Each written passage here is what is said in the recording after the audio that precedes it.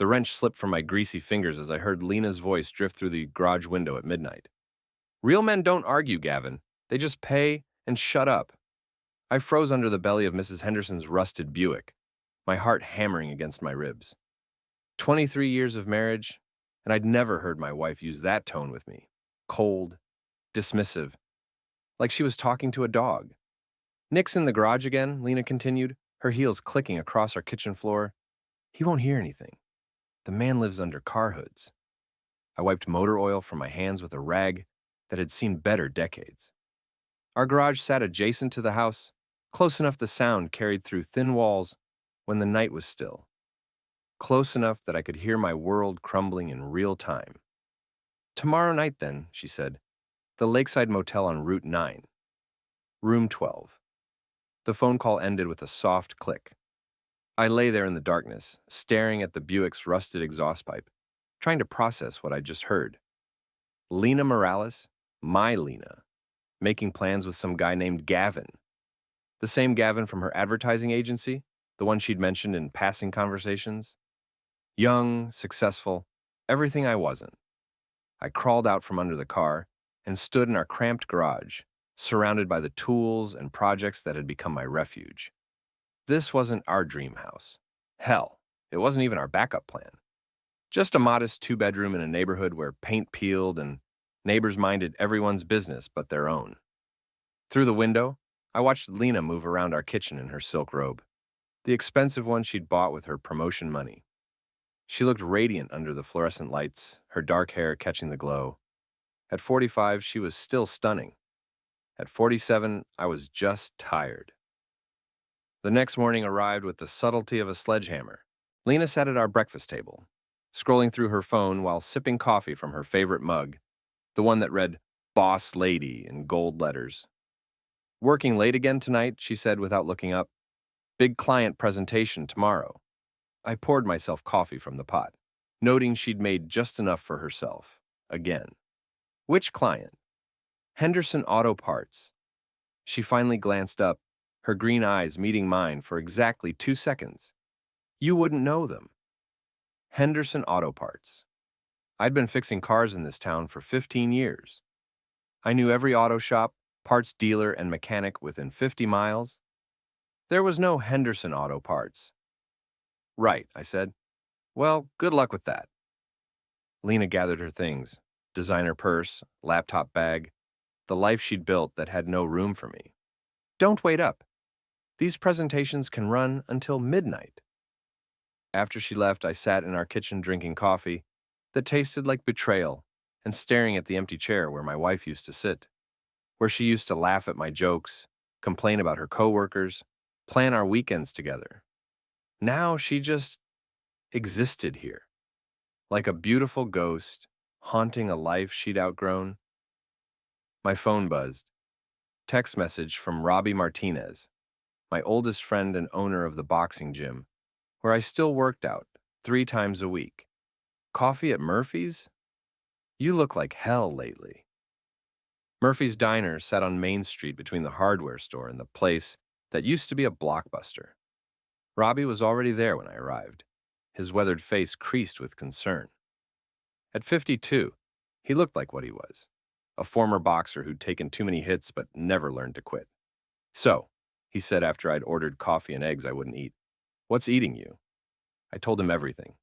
The phone call, the lies, the growing distance between Lena and me that had stretched into a canyon over the past year. Robbie listened without judgment, occasionally nodding or making small sounds of understanding. You gonna confront her? He asked when I finished. I don't know. Maybe I should follow her first. Make sure I'm not losing my mind. Robbie stirred sugar into his coffee, thinking, Nick, in all the years I've known you, you've never been the paranoid type. If your gut's telling you something's wrong, it probably is. That evening, I sat in my pickup truck outside the Lakeside Motel, watching Room 12. The motel was exactly what you'd expect. A relic from the 60s with peeling paint and a neon sign that flickered between vacancy and vacancy, the kind of place where people went when they didn't want to be seen. At 8:30, a silver BMW pulled into the parking lot. My stomach dropped as I recognized the license plate. Lena M. My wife stepped out, looking around nervously before walking quickly to room 12. She knocked twice, paused, then knocked 3 more times. Some kind of signal. The door opened and Gavin Bell emerged. I'd seen him at Lena's company Christmas parties. Tall, blonde, the kind of guy who wore expensive suits and talked about his CrossFit routine. He pulled Lena inside and the door closed behind them. I sat in my truck for 2 hours, watching that door, feeling something die inside my chest. This wasn't some emotional affair or workplace flirtation. This was planned, methodical. They had signals and routines and a whole secret life I knew nothing about. At 10:45, they emerged together. Gavin walked Lena to her car, kissed her goodbye like they were a real couple, then watched her drive away before getting into his own vehicle, a red Tesla that probably cost more than I made in 2 years. I waited until both cars disappeared before getting out of my truck. My wedding ring felt heavy on my finger as I walked across the parking lot to where Gavin's Tesla had been parked. Without really thinking about it, I slipped the ring off and placed it carefully on the hood of the car next to his. Then I took my house key and carved 4 letters into the pristine red paint, P-A-Y-B. I was working on the final letter when headlights swept across the parking lot. Gavin was back, probably forgotten something. I finished the K and walked quickly back to my truck, my heart pounding like I was 16 again and had just toilet papered the principal's house. As I drove home, I caught a glimpse of Gavin in my rearview mirror, standing next to his Tesla, holding my wedding ring up to the light. Lena came home at 11:30, humming softly to herself. I pretended to be asleep as she showered and slipped into bed beside me, smelling like expensive soap and betrayal. The next morning, she was unusually cheerful. "How was your evening?" she asked, buttering toast with more enthusiasm than the task required. "Quiet," I said. "Watched some TV. Worked on the Henderson car." She paused, butter knife halfway to the toast. "Henderson car?" "Mrs. Henderson's Buick. The one I've been fixing for 2 weeks. You know, actual Henderson auto work, not the fake presentation kind." Lena's face went through several expressions before settling on annoyance. "I don't know what you're implying, Nick, but I don't like your tone." "I'm not implying anything, just making conversation with my wife." "Is that still allowed?" She slammed the butter knife down hard enough to make the toast jump. "What is your problem lately? You've been acting weird for weeks." "Maybe I'm just tired of being treated like furniture in my own house." "Oh, please, don't be so dramatic." I stood up from the table, suddenly exhausted by the whole charade. "You're right, I'm being dramatic. Silly me, expecting my wife to come home before midnight or show the slightest interest in my existence. I work hard, Nick. Some of us have careers that matter." The words hit like a physical blow. I'd heard Lena make similar comments before, usually when she was stressed or angry, but never with such cold precision, like she'd been practicing. "Right," I said quietly. "Well, enjoy your important career. I'll be in the garage, doing work that doesn't matter." I spent the morning under Mrs. Henderson's Buick, trying to lose myself in the familiar rhythm of mechanical work. But my mind kept drifting to Lena's words, to the casual cruelty in her voice, when she'd dismissed my entire professional life. Around noon, my phone rang. Unknown number. "Is this Nick Morales?" The voice was male, young, nervous. "Yeah, who's this?" Look, I found your wedding ring on my car, along with some damage." "Gavin," I almost smiled. "Damage?" "Someone keyed payback into my paint job. Your ring was sitting right on the hood." "Huh, that's weird. Where'd you find it?" Long pause. "The Lakeside Motel on Route 9. "Never heard of it," I lied. "But thanks for calling. I've been looking everywhere for that ring." "Mr. Morales, I think we should talk." "About what?" "You found my ring. I want it back. Seems pretty straightforward." Another pause. "About your wife." The words hung in the air between us like a challenge. I could play dumb, act shocked, demand explanations. Or I could cut through the bullshit and see what this kid was really made of. "What about her?" "I think you know. I think you should bring me my ring and keep your mouth shut about things that don't concern you." "Mr. Morales," I hung up. That afternoon, I drove to Robbie's gym. The place smelled like sweat and old leather, sounds of heavy bags being pummeled echoing off concrete walls. Robbie was working with a kid who couldn't have been more than 20, teaching him how to throw a proper jab. Take 5, Tommy, Robbie said when he saw me. The kid nodded and walked away, leaving us alone near the ring. You look like hell, Robbie observed. Feel worse. I told him about the phone call, about Lena's comment that morning, about the wedding ring I'd left on Gavin's car like some kind of calling card. Robbie listened, occasionally nodding. When I finished, he was quiet for a long moment. So, what's the plan? He asked finally. Plan? Nick, you didn't key that guy's car and leave your ring behind because you wanted to hide. You wanted them to know you know. So, what's next? I hadn't really thought about it in those terms. But Robbie was right. Some part of me had wanted Gavin to find that ring, wanted him to have to call me, wanted to hear the nervousness in his voice. I don't know, I admitted. Well, you better figure it out fast, because this thing's just getting started. That evening, Lena announced she was going out with her friend Claire for dinner and drinks. Girls' night, she said, not quite meeting my eyes. Don't wait up. I nodded and went back to reading the newspaper. But I was thinking about Gavin's nervous voice on the phone, about the power I'd felt when I hung up on him. For the first time in months, maybe years, I felt like I had some control over my own life. Around 9 o'clock, my phone buzzed with a text from an unknown number. I have your ring. Murphy's Diner tomorrow noon. We need to talk. I stared at the message for a long time before typing back, keep the ring. Consider it a gift. The response came immediately. This isn't a game. I typed, you're right. Games are fun. Then, I turned off my phone and went to bed, sleeping better than I had in weeks. Murphy's Diner was busier than usual when I arrived at noon the next day. Gavin sat in a corner booth, my wedding ring on the table in front of him like evidence in a trial. He looked younger than I'd remembered, maybe 35, with the kind of perfect hair that required expensive products and regular maintenance. I slid into the booth across from him and picked up my ring, slipping it back onto my finger where it belonged. Thanks, I said. I was wondering where I'd left this. Gavin leaned forward, his voice low and intense. Mr. Morales, I want you to know that I never intended for things to go this far. What things? With Lena. With your wife. I signaled the waitress for coffee, taking my time. I'm not sure what you're talking about, Gavin. Can I call you Gavin? Look, I know you know about us. The ring, the message on my car. You're not stupid. No, I agreed. I'm not stupid. But apparently, I'm married to someone who thinks I am. The waitress brought my coffee. I added sugar slowly, deliberately, making Gavin wait. What do you want? He asked finally. Want? I want my wife to come home when she says she will. I want her to stop lying to my face. I want to not feel like a stranger in my own house. I met his eyes across the table. But mostly, I want you to understand something. What's that? This isn't your problem to solve. You didn't break my marriage. It was already broken. You're just the symptom. Gavin looked confused, like he'd prepared for anger or threats, but not philosophical acceptance. So, what happens now? He asked. Now? Now you go back to your expensive car and your expensive life, and you leave my wife alone. And if I don't? I smiled, and something in my expression made Gavin lean back in his seat. Then, you'll find out what happens when someone underestimates the furniture.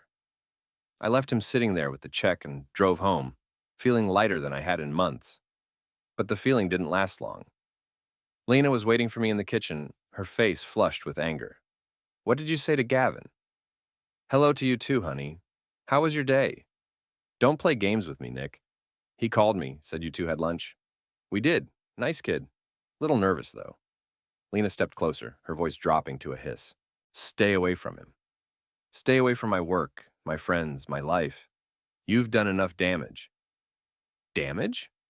What damage have I done? You know exactly what you did to his car. I shrugged. Prove it. For a moment, I thought she might actually hit me. Her hands were clenched into fists, her whole body vibrating with rage. You want to play this game? She asked. Fine, but you're not going to like how it ends. What game, Lena? The one where my wife sneaks around with her coworker and lies to my face? Or the one where she comes home and acts like I'm the problem? You are the problem, she exploded. You're small and petty and jealous of anyone who's actually made something of themselves. Made something of themselves? Like what exactly? like lying and cheating and treating their spouse like garbage, like having ambition, like wanting more than this. She gestured around our modest kitchen with disgust. Like not being content to fix other people's broken cars for the rest of my life. The words hung between us like a physical barrier. In that moment, I saw clearly what I'd been trying to ignore for months.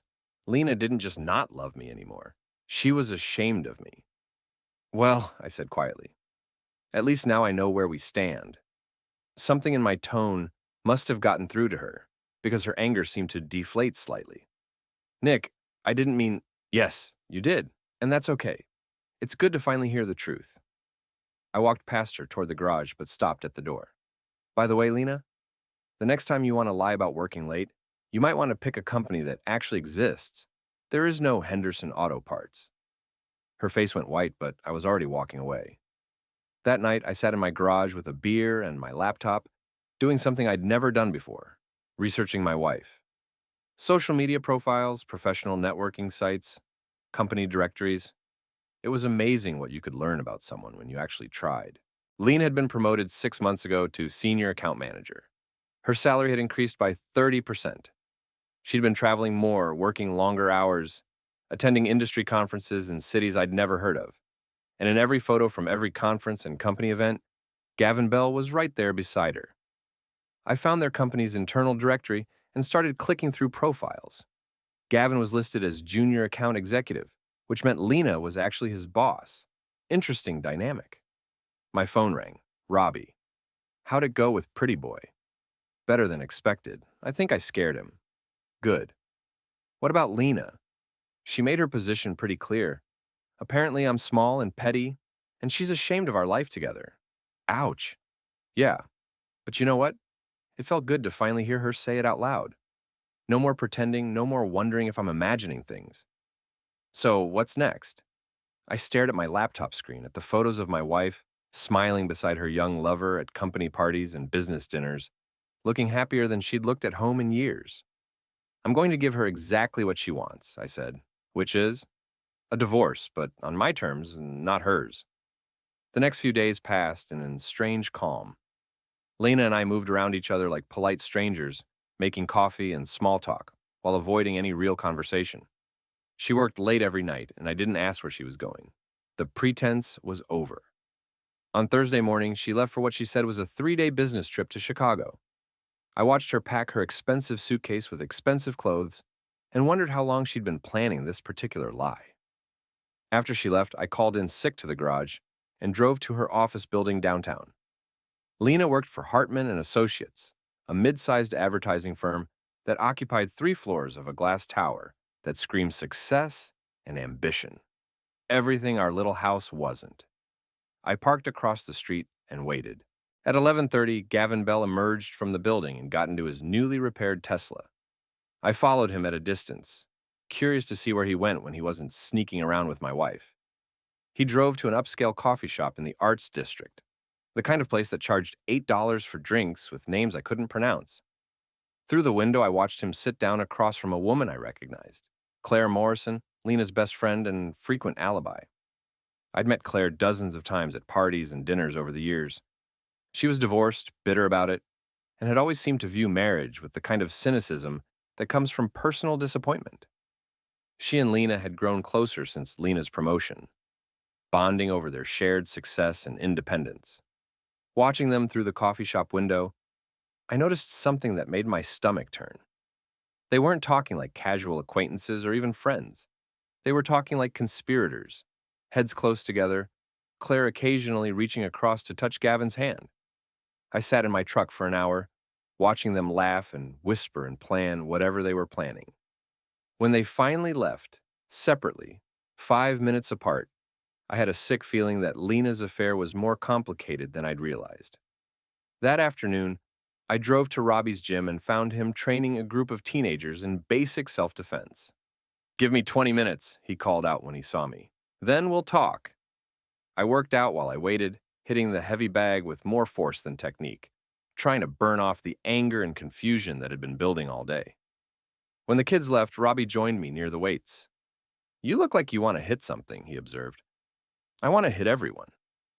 I told him about following Gavin, about seeing him with Claire, about the growing suspicion that I was missing a bigger picture.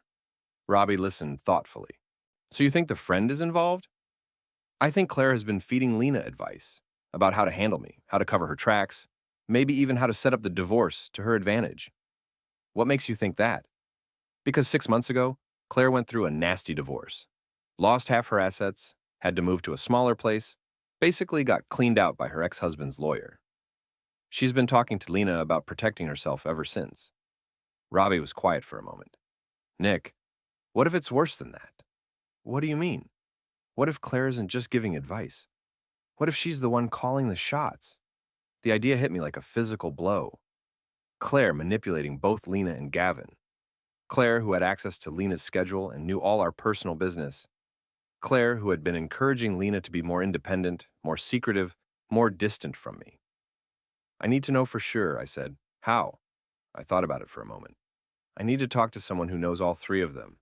Someone who might have seen something I missed. That someone turned out to be Janet Pierce, the receptionist at Hartman and Associates. I'd met her at several company parties over the years, and she'd always struck me as the kind of person who noticed everything and forgot nothing. I found her at Murphy's Diner the next morning, having breakfast alone before work. Nick, she said, looking genuinely pleased to see me. How are you? Where's Lena? Business trip, I said, sliding into the booth across from her. Chicago. Janet's expression flickered slightly. Chicago. I thought she was going to the Mills Lake conference with Gavin and Claire. Mills Lake. Not Chicago. Another lie, but this one felt different. More elaborate. Mills Lake? I asked casually. The annual industry retreat. 3 days of seminars and networking. Very exclusive. Janet paused, studying my face. Nick, are you okay? You look like you've seen a ghost. I'm fine, just tired. Work's been busy. But I wasn't fine. Mills Lake was 2 hours north of here, a resort area popular with wealthy professionals and corporate types. If Lena, Gavin, and Claire were all there together, it wasn't for business. After Janet left for work, I sat in the diner parking lot and called the Mills Lake Resort.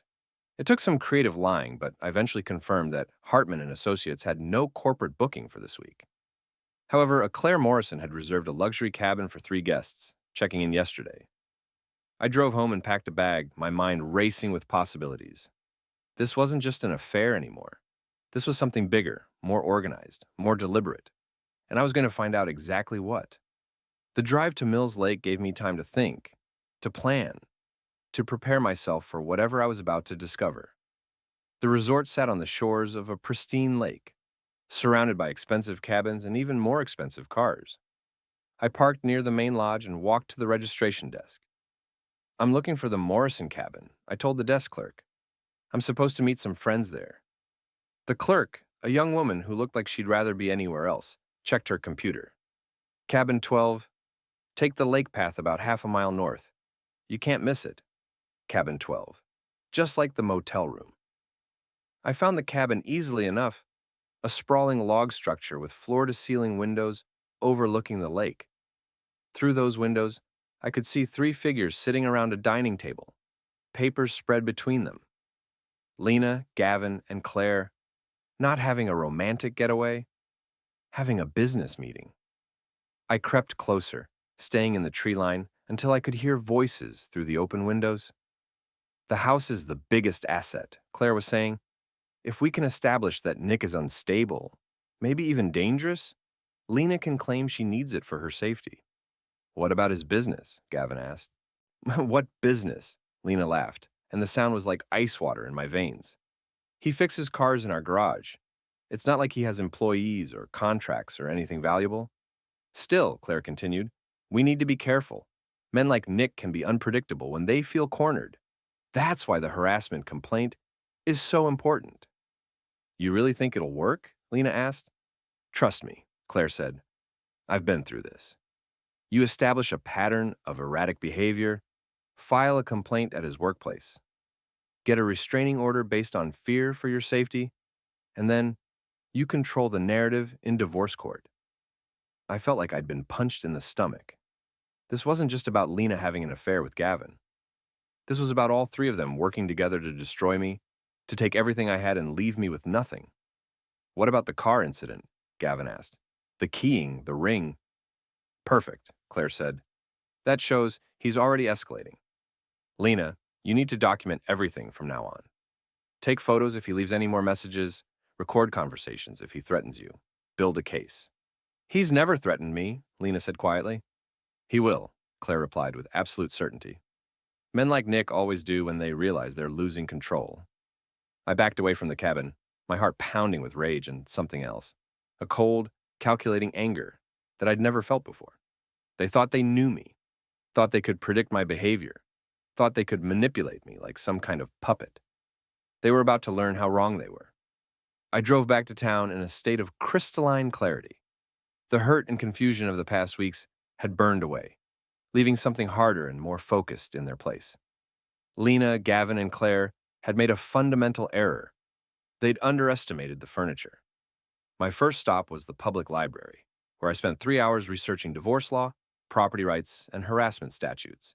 Then I visited the county clerk's office, the bank, and finally, a lawyer named David Chen, who specialized in what he diplomatically called complex domestic situations. Mr. Morales, Chen said after I'd explained the situation, what you're describing sounds like conspiracy to commit fraud. If you can prove it, you have significant legal recourse. What kind of proof do I need?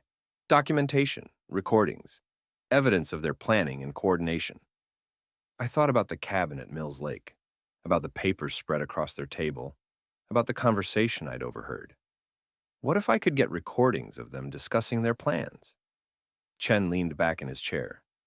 That would change everything. But you need to be very careful about how you obtain such recordings. There are legal and illegal ways to gather evidence. We talked for another hour about the legal ways. That evening, I drove back to Mills Lake with a digital recorder, a telephoto camera, and a plan. The cabin was lit up against the darkness, my wife and her conspirators visible through the large windows like actors on a stage. I positioned myself in the tree line with a clear view of the interior and began recording. For the next 2 hours, I documented their entire strategy. The fake harassment complaint Claire was helping Lena draft, the plan to claim I was mentally unstable, the scheme to seize our house and bank accounts. But the most damaging evidence came when Gavin asked about their relationship after the divorce. What happens with us? He said to Lena. Lena glanced at Claire before answering. Gavin, you're sweet. But this was never about romance. This was about getting me out of a dead-end marriage with some financial security.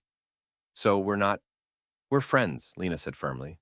Good friends who helped each other through a difficult situation. Gavin's face fell, and I almost felt sorry for him.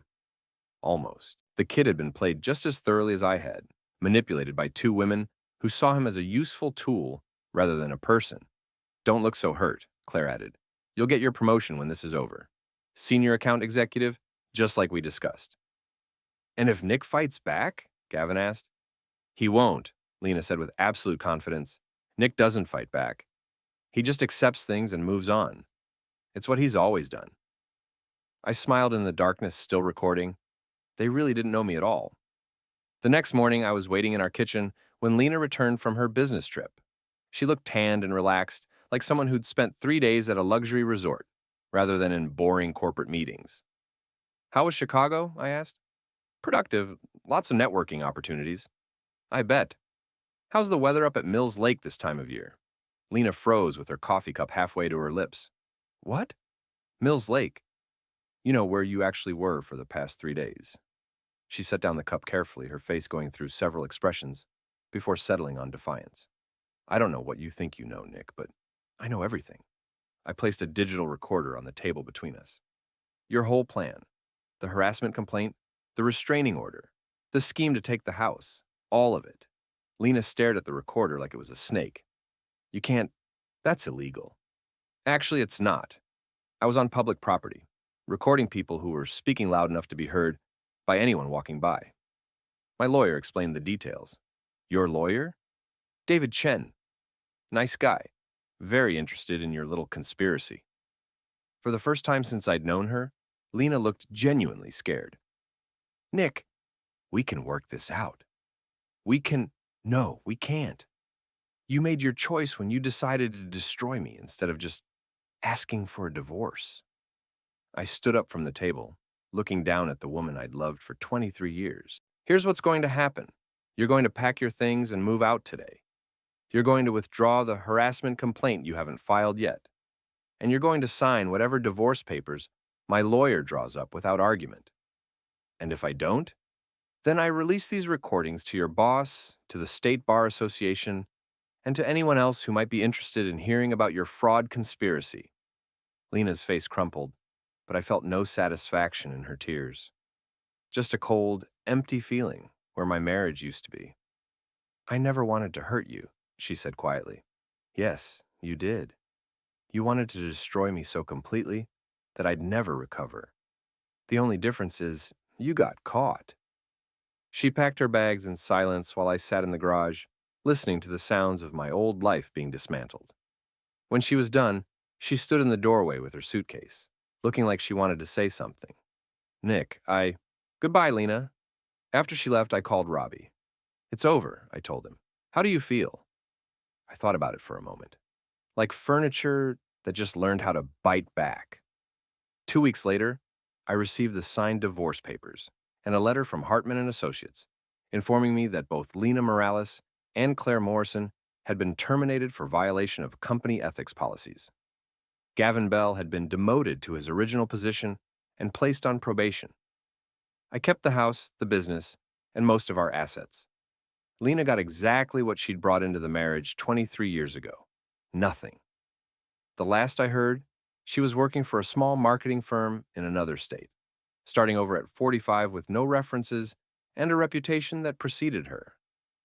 Claire had moved back in with her elderly mother. Gavin still worked at Hartman and Associates, but his dreams of rapid promotion had died in that cabin at Mills Lake. As for me, I'm still fixing cars, still living in the same house, still drinking coffee alone in the morning, but I'm not furniture anymore. I'm a man who learned that sometimes the best revenge isn't getting mad, it's getting smart. And I sleep just fine at night.